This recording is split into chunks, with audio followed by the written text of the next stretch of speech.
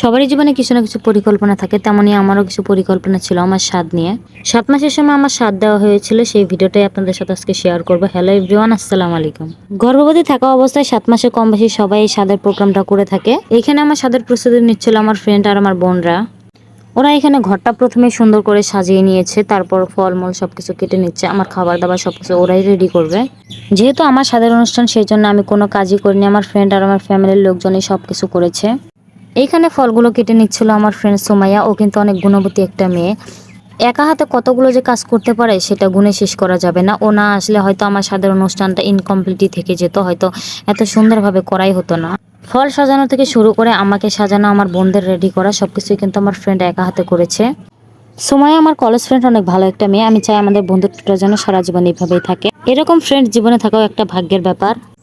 খাবার দাবারের আয়োজনে ছিল কিউট একটা কেক, মিষ্টি, কয়েক রকমের লাড্ডু, মাছ, মাংস, ডাল, 5 রকমের ভাজা, ফলমূল, পায়েস ইত্যাদি সবকিছু একটা টেবিলে আমরা সাজিয়ে নিয়ে এখানে কিছু ফটোশুট করছিলাম।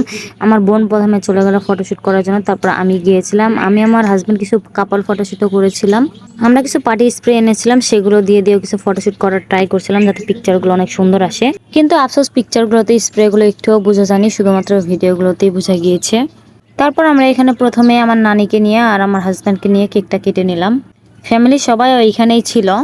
প্রথমে আমার হাজব্যান্ড আর আমরা দুজনকে কেক খাওয়াই দিলাম, আর এগুলো নিয়ে আমার ফ্রেন্ডরা অনেক মজা নিচ্ছিল আমাদের সাথে, আর আমরা ওদের কথা শুনে হাসছিলাম দুজনে মিলে। তারপর আমার হাজব্যান্ড আমার নানিকে কেক খাওয়াই দিল। ফ্যামিলির সিনিয়র পার্সন বলে কথা। বাহিরের প্রোগ্রাম মজা সবকিছু শেষ, আর এদিকে সন্ধ্যাও হয়ে গেছে, সেই জন্য আমার খাবার দাবার সবাই মিলে ঘরে নিয়ে চলে আসলাম। এখানে বসে খাওয়া দাওয়া করব। আজকের ভিডিওটি ছিল এই পর্যন্তই। ভিডিওটি ভালো লাগলে লাইক, কমেন্ট, শেয়ার করবেন আর আমার পেজটাকে ফলো করবেন। দেখা হচ্ছে পরবর্তী ভিডিওতে। আল্লাহ হাফেজ।